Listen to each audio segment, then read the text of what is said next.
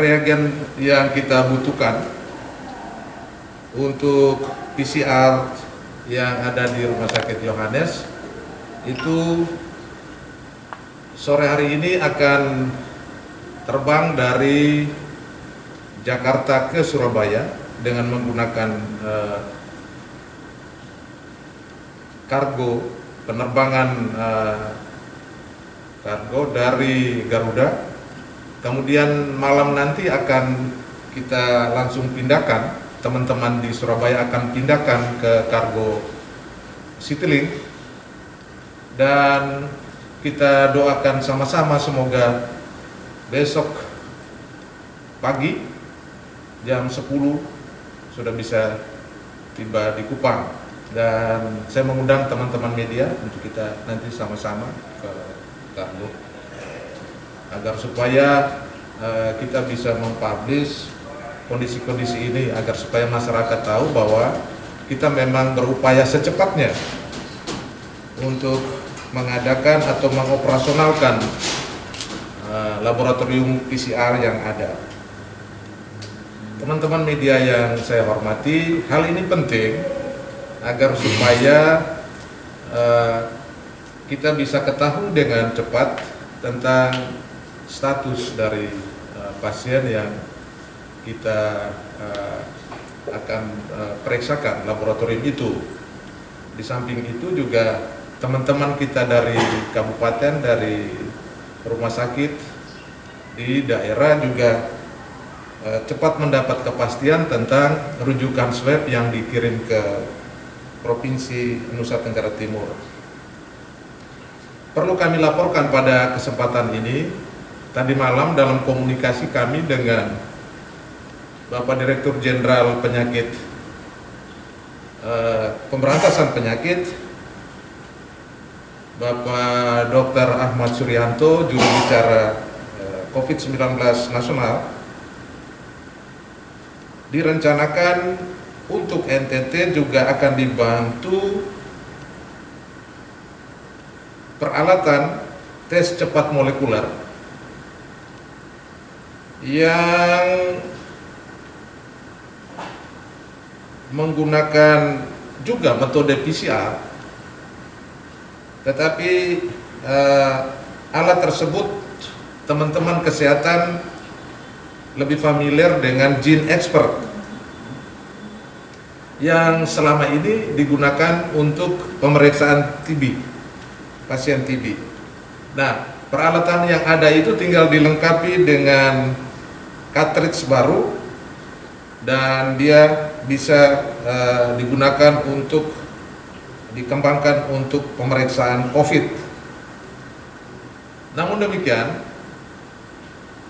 tidak saja syarat peralatan itu, tes cepat molekuler itu sendiri, tetapi agar supaya aman untuk petugas, agar tidak terjadi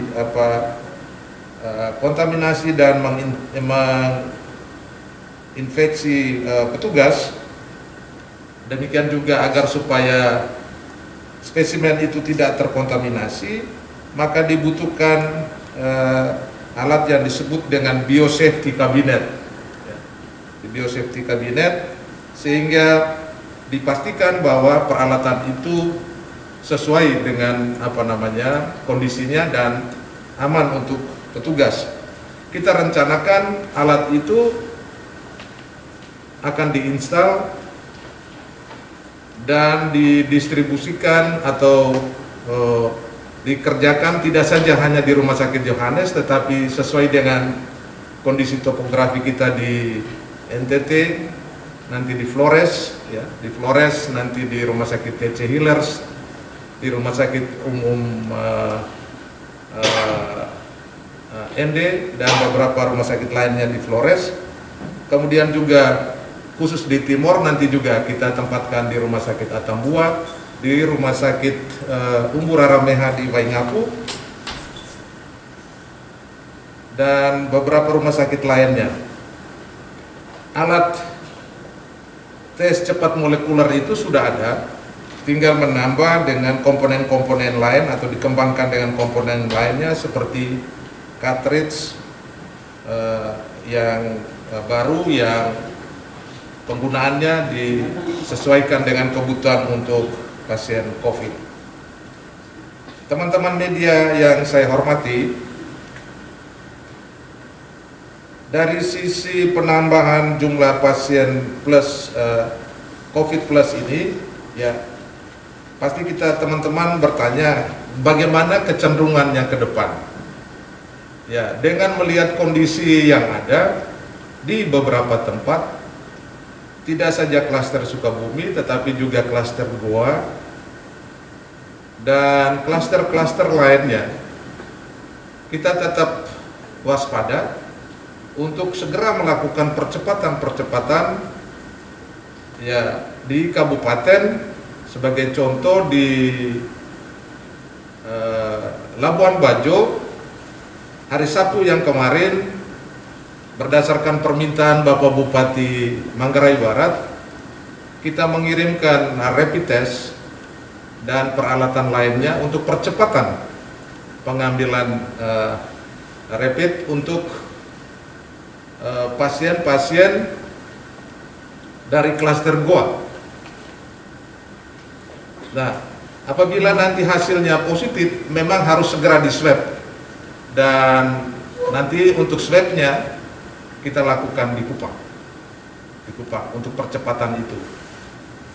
Beberapa hari ini sudah datang permintaan untuk swab dari klaster Goa maupun klaster lainnya, termasuk hari ini dalam perjalanan sudah juga dikirim satu hasil swab dari Kabupaten Malaka untuk kita periksa, hasil swabnya di sini. Tidak tertutup kemungkinan dari klaster yang ada itu di kabupaten-kabupaten lainnya, contoh di Ende, di Sika, di Nagekeo, maupun di Kota Kupang sendiri. Dan teman-teman media, yang kita harus jaga adalah tidak boleh terjadi perkembangan yang sifatnya lokal. Yang saat ini adalah lebih banyak yang impor. Klaster-klaster yang ada adalah impor. Dan yang kita harus cegah adalah transmisi lokal. Kalau itu terjadi, maka tentu pekerjaan rumah kita tentu lebih besar. Oleh karena itu, himbauan kami adalah tetap menjaga protokol-protokol kesehatan sebagaimana yang sudah disampaikan, menggunakan masker, kemudian jaga jarak, ya, termasuk physical distancing, selalu cuci tangan, agar supaya kita bisa meminimalisir ya perkembangan dari kasus COVID-19 ke depan. Teman-teman media sekalian, kami akan mengupdate seluruh perkembangan kasus COVID-19 manakala sudah diberikan feedback dari para pihak dari laboratorium yang ada, baik dari Surabaya maupun dari Jakarta.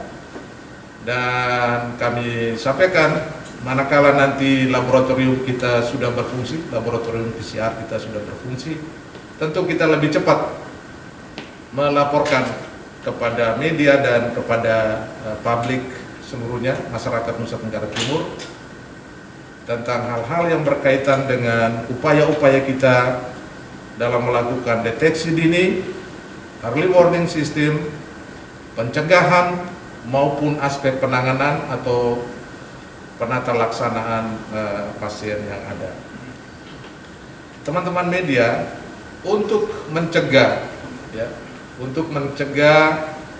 terjadinya penularan ke petugas kesehatan, ya, untuk petugas kesehatan baik dari Yohanes maupun rumah sakit lainnya, Bapak Gubernur, Bapak Wakil Gubernur telah menentukan Hotel Sasando sebagai tempat untuk teman-teman diisolasi, agar supaya tidak terjadi interaksi antara para petugas dengan sesamanya maupun dengan keluarga yang menunggu di rumah. Tiba saatnya kalau waktu 14 hari sudah selesai, mereka akan kembali ke rumahnya masing-masing. Itu beberapa hal yang bisa saya sampaikan di kesempatan ini. Terima kasih untuk perhatian teman-teman media sekalian. Selamat sore, salam, salve, assalamualaikum warahmatullahi wabarakatuh. Om Santi Santi Santi Om, Namo Buddhaya, salam kebajikan. Selamat sore.